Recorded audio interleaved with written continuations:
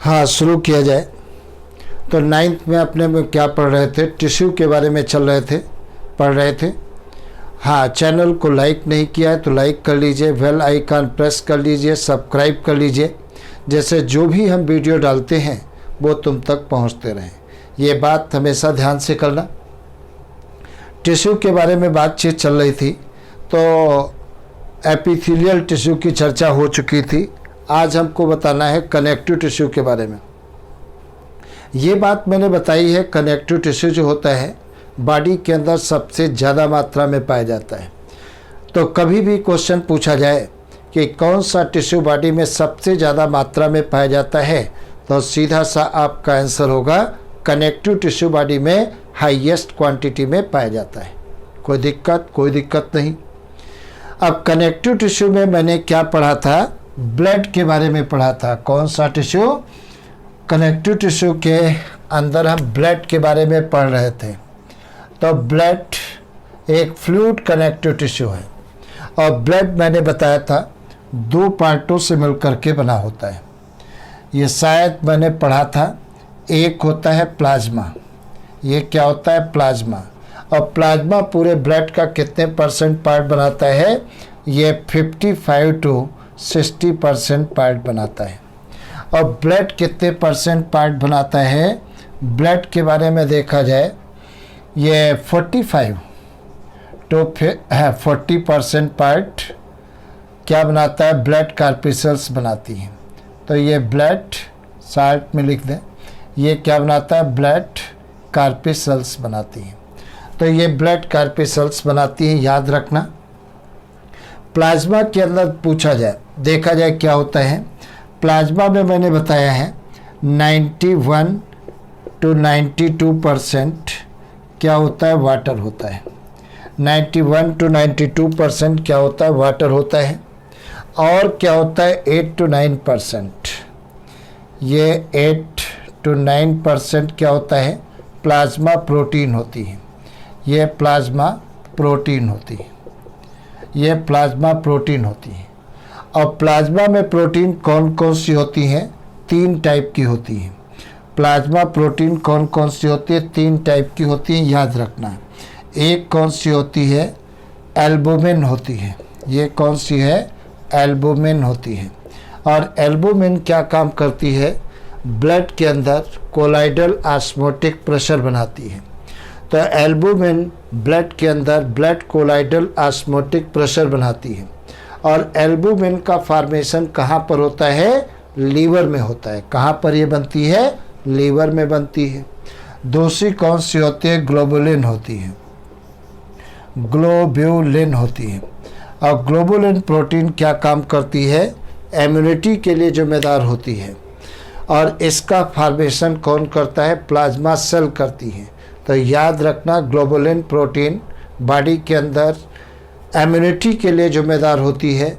मतलब ये एंटीबॉडीज़ बनाती है और एंटीबॉडीज़ पैथोजेनस माइक्रोब्स को किल करती है।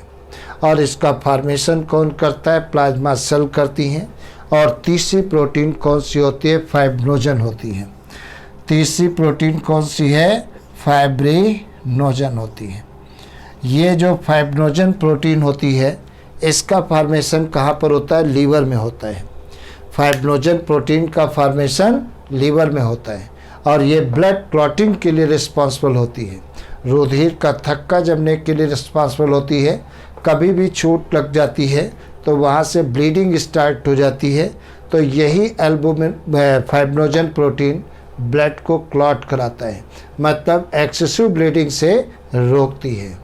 अगर जो फाइब्रिनोजन प्रोटीन नहीं होगी तो एक्सेसिव ब्लीडिंग हो जाएगी और तब हमारी डेथ हो सकती है। और कुछ मात्रा में गैसेस होती हैं, जैसे कार्बन डाइऑक्साइड, ऑक्सीजन, हार्मोन भी होते हैं, विटामिन्स भी होते हैं, एक्सक्रीटरी मटेरियल जैसे यूरिया भी होता है प्लाज्मा के अंदर।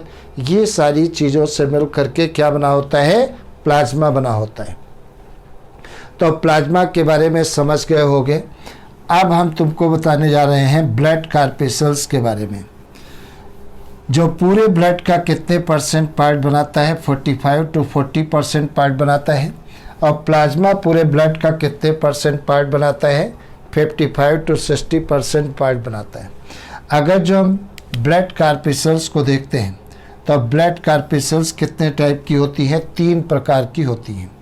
एक कौन सी है, आरबीसी। दूसरी कौन सी होती है, डब्ल्यूबीसी, ये डब्ल्यूबीसी। और तीसरी कौन सी होती है, प्लेटलेट्स होती हैं। ये प्लेटलेट्स होती हैं, ये प्लेटलेट्स होती हैं। तो ब्लड कार्पिसल्स कितने टाइप की होती है, 3 प्रकार की। एक आरबीसी होती है, दूसरी डब्ल्यूबीसी होती है और तीसरी प्लेटलेट्स होती हैं। आरबीसी को ही क्या कहते हैं, इरिथ्रोसाइट्स कहते हैं। आरबीसी का पूरा नाम क्या है, रेड ब्लड कार्पिसल्स होता है। और इन्हीं को क्या कहते हैं, इरिथ्रोसाइट्स कहते हैं। क्या कहते हैं, इरिथ्रोसाइट्स कहते हैं। ह्यूमन के अंदर इनकी संख्या लगभग 55 लाख पर क्यूबिक मिलीमीटर ब्लड में पाई जाती है, लेकिन फीमेल में कुछ कम होती है, 46 लाख पर क्यूबिक मिलीमीटर ब्लड में होती है। दूसरी बात देखा जाए, अगर जो आरबीसी का प्रोडक्शन के बारे में देखा जाए तो आरबीसी कहाँ पर बनती हैं, ये जैसे यहाँ पर ये क्या है, ह्यूमरस है। ह्यूमरस का ये वाला पोर्शन जो होता है स्टेट, अंदर एक हालो पोर्शन होता है जिसे रेड बोन मैरो कहते हैं। तो रेड बोन मैरो के अंदर आरबीसी का प्रोडक्शन होता है। तो कभी भी क्वेश्चन पूछा जाए आरबीसी कहाँ पर बनती हैं, रेड बोन मैरो के अंदर बनती हैं। अगर तुमसे पूछा जाए आरबीसी का लाइफ स्पेन कितना होता है, तो 120 डेज होता है। कितना होता है, 120 डेज होता है। जो ओल्ड आरबीसी होती हैं या जो डेड आरबीसी होती हैं, उनको नष्ट कहाँ पर किया जाता है, डिस्ट्रॉय कहाँ पर किया जाता है, स्प्लीन में किया जाता है। इसीलिए स्प्लीन को क्या कहते हैं, ग्रेयार्ड ऑफ आरबीसी कहते हैं। मतलब आरबीसी का कब्रिस्तान कहलाता है। दूसरी बात देखा जाए, अगर जो हम आरबीसी की स्ट्रक्चर देखें, मैमल्स जितने भी मैमल्स होते हैं उनकी आरबीसी कैसी होती हैं, बाइकॉन्केव होती हैं। केवल ऊंट को छोड़ करके ऊंट और लामा 2 एनिमल ऐसे हैं जिनकी आरबीसी में न्यूक्लियस पाया जाता है। और जितने भी मैमल्स होते हैं, किसी भी मैमल्स की आरबीसी में न्यूक्लियस नहीं पाया जाता है। तो ये बाइकॉन्केव होती हैं।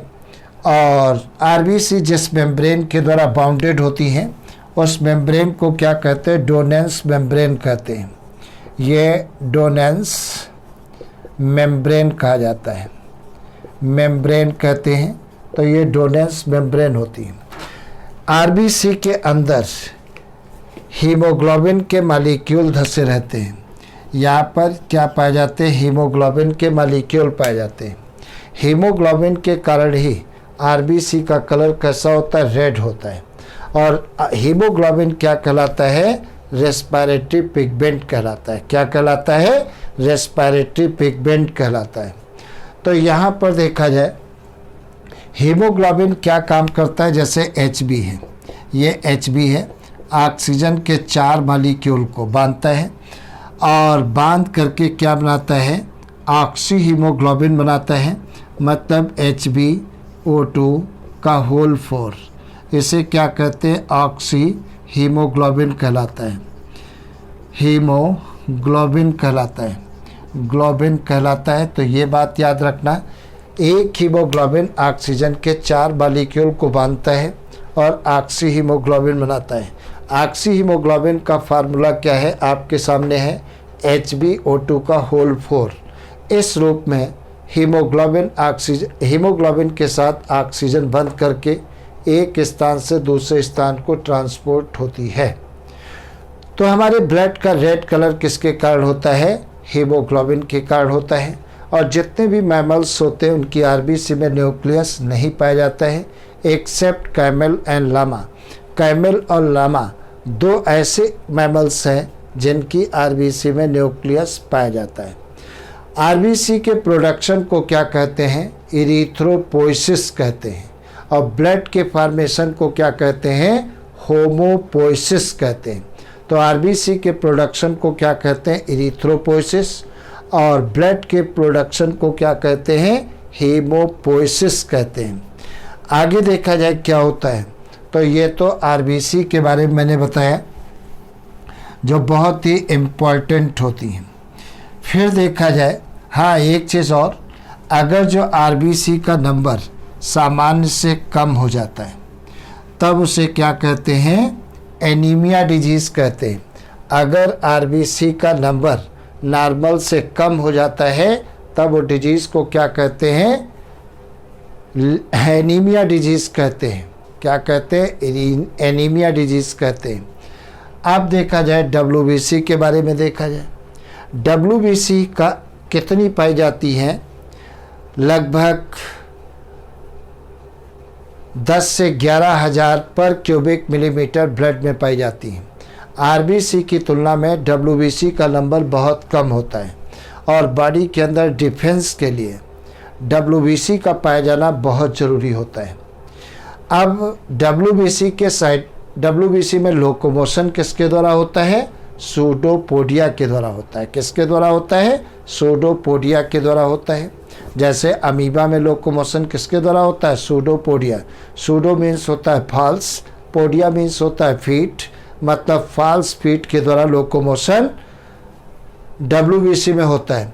डब्ल्यूबीसी के साइटोप्लाज्म में ग्रेन्यूल्स पाए गए हैं या नहीं पाए गए, इस बेसिस पर डब्ल्यूबीसी दो टाइप की होती हैं। एक होती है ग्रेनुलोसाइट्स। कौन सी होती हैं, ग्रेनुलोसाइट्स। पहली ग्रेनुलोसाइट्स, ये ग्रेनुलोसाइट्स होती हैं।